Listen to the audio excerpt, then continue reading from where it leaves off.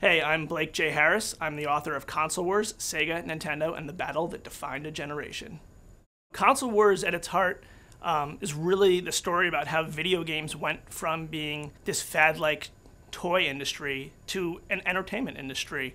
You see all sorts of books and movies about Hollywood, about the music industry, but you never really see very much about video games. And at this point, the video game industry has actually become larger than the film and music industry. So I think that it's a very timely book and that a lot of people will appreciate the big and small ways that it affects their lives.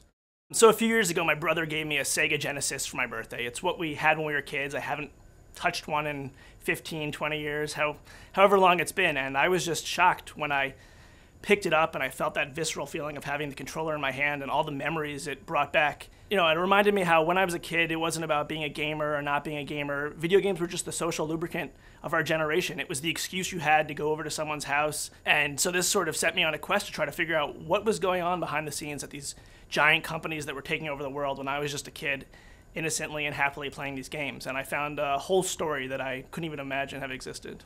Secret societies have been going on for generations, and I almost felt like video games to my generation represented a secret society, and it was one that was out in the open. I describe in the book that the password to the secret society was up, up, down, down, left, right, BA, start, or select start for 2 players. And if you know what that means, then you were part of the society, and if you don't, then you just watched kids staring in front of a screen and thinking that what they were doing was just like watching television. But it was really this whole community and this whole way of speaking to one another that video games offered to kids of my generation. And I think that's why there's all this nostalgia and why people respond so favorably and have such strong feelings towards Sega and Nintendo.